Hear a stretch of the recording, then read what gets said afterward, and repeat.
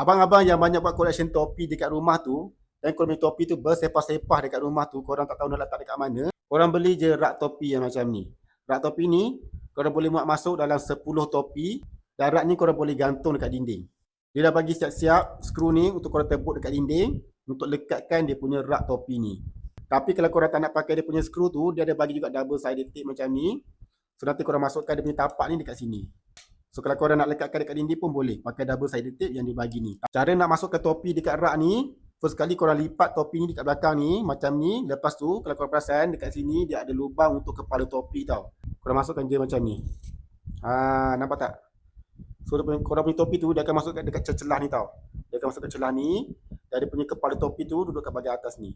So dia akan lock kat bahagian bawah ni. So kalau abang-abang banyak topi dekat rumah tu, jangan letak mata rata, beli je rak topi yang macam ni, barulah dapat kemas. Korang punya topi tu dia akan tersusun macam ni nanti.